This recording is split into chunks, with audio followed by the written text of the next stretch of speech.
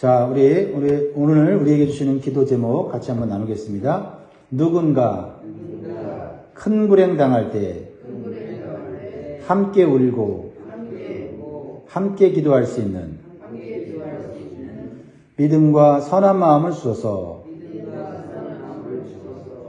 아멘. 네, 오늘도 말씀과 기도로 힘있게 사시기를 주의 이름으로 축복합니다. 우리가 인생을 살다 보면 결코 일어나기를 원치 않는 큰 불행이 찾아올 때가 있어요. 큰 불행은 우리 인간의 힘으로는 감당하기 어렵습니다. 그래서 큰 불행 당할 때 사람은 정신을 잃게 되고 울게 되고 넋을 놓고 아무것도 하지 못하는 것을 보게 됩니다. 이러한 고통과 무기력한 상황 가운데서는 사람의 위로로는 감당할 수가 없어요. 사람의 어떠한 말도 효과가 나타나질 않아요. 오직 사람을 창조하시고 우리의 깊은 속까지 알고 계시는 하나님밖에는 위로할 자가 없습니다. 그래서 고린도후서 1장 4절에 보면 사도 바울은 이렇게 확신하고 있어요. 우리의 모든 환난 중에서 우리를 위로하사 우리로 하여금 하나님께 받는 위로로서 모든 환난 중에 있는 자들을 능히 위로하게 하시는 이시로다. 아멘. 오늘 특별히 혹시 어렵고 힘들고 불행당한 우리 성도들이 있다면 오늘 하나님을 바라보면서 큰 위로를 받기를 주의 이름으로 축복합니다. 오늘 우리가 부른 찬송가 364장에서도 그 가사가 마음에 와닿습니다. 1절에 내 기도하는 그 시간 그때가 가장 즐겁다. 이 세상 근심 걱정에 얽매인 나를 부르사 내 진정 소원 주 앞에 낱낱이 바로 아래요. 큰 불행당에 슬플 때 나 위로받게 하시네. 우리가 하나님 앞에 기도로 나아갈 때 그리고 주님께 내 모든 것을 낱낱이 아뢰면 큰 불행당에 슬플 때 위로받게 해주시는 줄 믿습니다. 오늘 본문의 다윗은요, 사랑하는 자식을 잃어버리는 큰 슬픔과 불행을 당해요. 자식을 잃어버린 부모의 마음을 누가 헤아릴 수 있겠습니까? 셋째 아들 압살롬이 자신의 여동생 다말을 범한 첫째 아들 암논을 미워하고 증오하여 복수하려고 계획을 세웠습니다. 그래서 양털 깎는 날에 잔치를 이용해서 이 암논을 죽이게 돼요. 그런데 다윗이 처음에 이 소식을 들었을 때는 이 잔치에 초대된 모든 왕자들이 다 죽었다는 소문을 듣고 그 충격에 옷을 찢고 땅에 드러눕고 고통 속에서 몸부림치는 거예요. 30절 보세요. 그들이 길에 있을 때 압살롬이 왕의 모든 아들들을 죽이고 하나도 남기지 아니했다는 소문이 다윗에게 이르매 왕이 곧 일어나서 자기의 옷을 찢고 땅에 드러눕고 그의 신하들도 다 옷을 찢고 모셔 선지라. 이렇게 잘못된 정보를 가진 소문은요, 불행당한 사람을 2차로, 3차로 더 큰 고통을 당하게 만들어요. 그러므로 우리는 어떤 좋지 못한 정보나 소문을 들었을 때는 신중하게 살펴서 전달해야 될 줄 믿습니다. 자, 오늘 이 잘못된 정보를 흘린 사람이 누굴까요? 학자들은 아마도 간교한 요나답일 가능성이 많다고 말을 해요. 요나답은요, 암논이 그의 이복 동생 다말을 연모할 때 죄를 짓는 잘못된 방식으로 다말을 취하도록 부추겼던 사람이에요. 그래서 요나답을 성경은 간교한 사람이다라고 표현하고 있어요. 도와주는 척하면서 결국 자기의 이속을 챙기는 거죠. 이것은 사단의 전략입니다. 간교한 전략이죠. 부드러운 말과 그럴듯한 조언을 하지만 육신의 정욕과 죄성을 이용해서 죄를 짓게 만드는 거죠. 이러한 사람들이 우리 주변에 있다는 사실을 기억하고 분별할 수 있기를 바랍니다. 오늘 본문에서 요나답은요, 이제 슬픔 당한 다윗 옆에서 계속해서 그럴듯한 정보를 주고 있어요. 마치 모든 상황을 다 아는 것처럼 말을 하고 있습니다.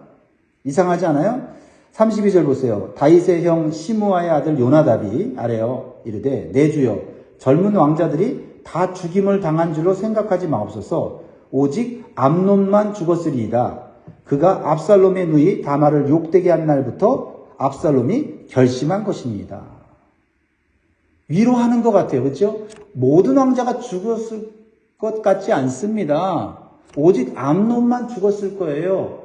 왜냐하면 하면서 말을 하는데 이상한 말을 하죠. 압살롬이 자신의 누이 다말을 욕되게 한 암논을 죽이려고 계획한 겁니다. 아니, 계획했으면 어떻게 돼요? 막아야죠. 알려야죠. 이러한 불행이 생기지 않도록 도와야죠. 다윗에게는 이 요나답의 말이 위로가 되지 않습니다. 왕자들이 다 죽지 않고 오직 암논만 죽었다는 것이 객관적으로는 다양한 일이지만은 한 아들이라도 잃어버린 아버지 입장에서는 전혀 위로가 되지 않아요. 그리고 요나단의 그 말에는 굉장히 어떤 요나단의 교묘한 말이 들어가 있는 것입니다.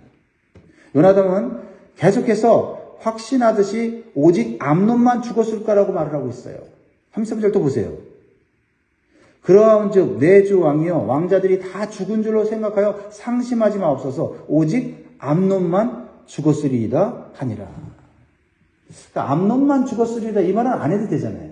모든 왕자들이 죽지 않았을 거예요. 근데 확신 있게 암논만 죽었을 거라고 얘기를 하죠. 이러한 거듭해서 상황을 말하는 요나답의 말에서 이 비극이 어느 정도 일어날 것을 예견했다는 것을 느끼게 해주잖아요. 자신이 이 비극에 어느 정도 개입이 되어 있기 때문이에요. 그래서 요나답은요, 함께 울거나 슬퍼하는 모습을 보여주지 않고 자신에게는 책임이 없다는 듯이 이 책임을 숨기려는 듯한 행동을 하면서 다윗에게 위로하면서 결국 자신의 자리를 굳건히 하려는 그러한 모습을 보여주고 있습니다. 매우 이기적이고 이중적인 사람의 모습을 보여주고 있죠. 사단은 이런 사람을 이용해서 죄를 짓게 한다는 것입니다. 그러므로 우리는 이러한 사람을 조심해야 하고 우리도 이러한 모습을 따라가지 않도록 우리 자신을 항상 말씀과 기도 속에서 살펴야 될 줄 믿습니다. 이제 잔치에 참여했다가 큰 충격 속에서 도망길에 오른 다른 왕자들이 예루살렘으로 돌아와요. 그건 다양한 일입니다. 그리고 암논을 죽인 압살롬은 다른 곳으로 도망가고 있어요. 34절에 이에 압살롬은 도망하니라. 파수하는 청년이 눈을 들어보니 보아라 뒷산 언덕길로 여러 사람이 오는도다. 여러 사람이 누구예요? 환난을 당한 그리고 그 환난을 피한 여러 왕자들 아닙니까? 그러자 요나답은 또 이렇게 얘기를 해요. 35절 같이 있습니다. 요나답이 왕께 아뢰되 보소서 왕자들이 오나이다. 당신의 종이 말한 대로 되었나이다 하니. 보소서 왕자들이 오나이다. 그들이 그래서 생명을 얻었습니다. 라고 거기까지만 얘기하면 되는데 뭐라고 얘기해요? 당신의 종이 말한 대로 되었나이다 라고 말을 붙이고 있죠. 요나답은요 다윗 형의 아들이에요. 그렇다면 왕자들과는 사촌지간입니다. 그렇다면 어떤 행동을 해야 돼요? 함께 슬퍼하고 위로하는 데 힘을 써야 되는데 내 말대로 되었다고 말하면서 자기 자신이 하는 말이 옳다고 주장하는 것에만 집중하고 있는 것이에요. 지금 상황이 내 말이 옳다. 거봐, 내 말대로 됐지. 그렇게 말할 상황이 아니잖아요. 그렇죠? 함께 이 불행 가운데 슬퍼하고 위로해야 되는데 지금 내 말이 옳은 것에만 집중하고 있는 거예요. 그렇죠? 이 상황에서 필요한 것은 뭐예요? 함께 슬픔을 나누는 거예요. 자, 다윗과 신하들의 모습 보세요. 어떤 모습인가? 다윗과 신하들은 다른 왕자들이 무사히 돌아온 것을 보고 뭐예요? 다른 말 하지 않아요. 서로 다 같이 심히 통곡하는 모습을 보여주고 있어요. 36절 말을 마치자 왕자들이 이르러 소리를 높여 통곡하니 왕과 그의 모든 신하들도 심히 통곡하니라. 그렇습니다. 우리는 불행한 상황 속에서 어떤 말이 옳으냐 그르냐가 아니라 슬픔을 당한 자와 함께 울고 함께 마음으로 위로해야 할 줄 믿습니다. 자, 로마서 12장 15절에 보면 즐거워하는 자들과 함께 즐거워하고 우는 자들과 함께 울라. 감정을 같이 나누는 거예요. 남들이 웃을 때 같이 웃고 울 때 같이 울 수 있는 그런 마음. 이러한 태도가 위로하시는 하나님의 마음을 나누는 길임을 기억하시기 바랍니다. 이제 한 아들을 잃고 다른 아들은 도망간 상황에서 다윗은 무엇을 하고 있습니까? 우리가 다윗의 모습을 한번 살펴보면서 교훈을 얻기를 원합니다. 슬픔과 고통을 당한 다윗이 해야 할 일이 있다면 부모로서 아버지로서 힘들지만 이 벌어진 상황을 수습해야 돼요. 믿음의 사람이니까 하나님의 뜻대로 수습해야 할 필요가 있었습니다. 그런데 다윗은 슬퍼만 하고 있고 아무것도 하지 않아요. 기도도 하지 않고 있어요. 다윗은 원래 어떤 사람입니까? 어떤 위급한 상황에서 하나님께 수시로 묻고 하나님의 놀라운 인도하심을 받는 믿음의 사람이었잖아요. 그렇죠? 작은 일부터 큰 일까지. 그래서 모든 위기 상황을 돌파하고 승리했지 않습니까? 그 어렵고 힘든 그 원수의 쫓김을 통해서 그렇게 고난의 광야 속에서도 기도함으로써 하나님의 인도하심을 받아 승리했는데, 근데 이상하게도 다윗은 자식 문제에 있어서는 무기력한 모습을 보여주고 있어요. 자식 문제에 있어서는 어떻게 해야 될지를 몰라 하고 있는 이 다윗의 모습을 계속 보고 있잖아요. 37절 보세요. 다윗이 어떻게 하고 있는가? 압살롬은 도망하여 구슬 왕 암미울의 아들 달멜에게로 갔고 다윗은 날마다 그의 아들로 말미암아 슬퍼하니라. 압살롬은 지금 도망가서 구슬 왕 암미울의 아들 달멜에 갔다. 외할아버지예요. 어머니의 나라거든요. 외할아버지 집에 가서 두려워 떨고 있어요. 다윗은 날마다 죽은 아들로 인해서 슬퍼만 하고 있어요. 도망간 압살롬에 대해서는 분노하고 안타까워하는 마음을 갖고 있었겠죠. 그리고 3년 동안 이 압살롬을 방치해요. 38절 보세요. 압살롬이 도망하여 그슬로 가서 거기서 산지 3년이라. 3년 동안 압살롬을 다윗이 부르지도 않고 만나지도 않아요. 사실 다윗은 부모로서 압살롬을 불러서 그의 말을 들어보고 그가 왜 그랬는지, 그래서 잘못된 것이 있다면 징계를 하든지 용서를 하든지 어떤 조치를 취함으로써 다윗은 아버지와 아들과의 관계를 어쨌든 정리하거나 회복해야 되는 필요가 있었다는 거예요. 근데 다윗의 마음에는 압살롬을 그리워하며 죽은 아들 대신에 위로를 받고 있었다라고 말하고 있어요. 그러니까 아버지의 마음이 다 같아요. 못된 자식이나 잘하는 자식이나 다 사랑하는 마음은 있어요. 근데 아들의 입장에서는 아버지가 어떤 말을 하든지 어떤 조치를 취해야만 아버지에 대해서 이해를 할 거 아닙니까? 아무 말도 하잖아요.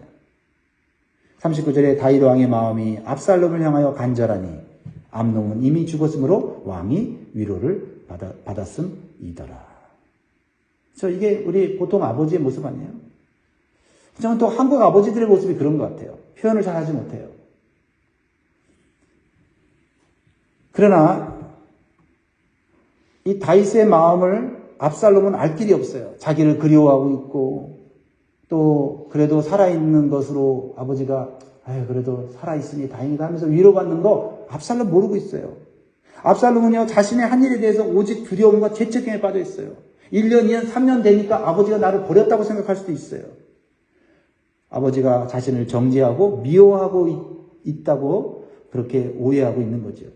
이런 오해는 세월이 흘러갈수록 점점 커집니다. 그래서 압살롬은 자신의 누이 동생 다말의 일과 자신에 대해서 아버지 다윗이 어떤 말이라 어떤 조치를 취하지 않는 것에 대해서 오해를 하고 결국 아버지 다윗을 공격하고 반역하여 또 이 가정에 불행한 일이 또 생기게 돼요. 믿음의 사람 다윗이 다른 신앙의 측면에서는 참 훌륭한데 이 자녀를 돌보고 자녀를 케어하는 부분에 있어서는 상당히 부족한 부분이 많았던 것 같아요. 부모로서 좀 더 자식과의 관계를 적극적으로 해결할 필요가 있었다는 거죠. 말씀 맺겠습니다. 사랑하는 성도 여러분, 우리는 어떠한 일로 인간관계가 어려워지거나 깨어졌다면 그것이 더욱 악화되지 않도록 수습할 수 있는 지혜를 하나님께 구해야 될 줄 믿습니다. 그리고 함께 대화할 수 있는 적당한 때와 기회를 만들어야 될 것이에요. 그래서 매듭질 건 매듭짓고 해결할 건 해결해야 되는 거예요. 그리고 누군가 불행당했을 때 진심으로 함께 울고 마음을 함께 할 수 있는 선한 마음을 가져야 할 것입니다. 무엇보다도 다윗처럼 슬픔과 고통 속에서 마냥 주저앉아 있는 것이 아니라 하나님의 위로와 하나님의 인도하심을 받을 수 있도록 하나님의 말씀을 묵상하고 먼저 자기 자신이 치유받고 기도 속에서 하나님의 뜻을 발견하는 회복의 시간을 가져야 될 줄 믿습니다. 오늘 이 말씀이 우리에게 지혜가 되고 교훈이 되길 바랍니다. 오늘의 기도 제목, 누군가 큰 불행 당할 때 함께 울고 함께 기도할 수 있는 믿음과 선한 마음을 주소서. 기도하겠습니다.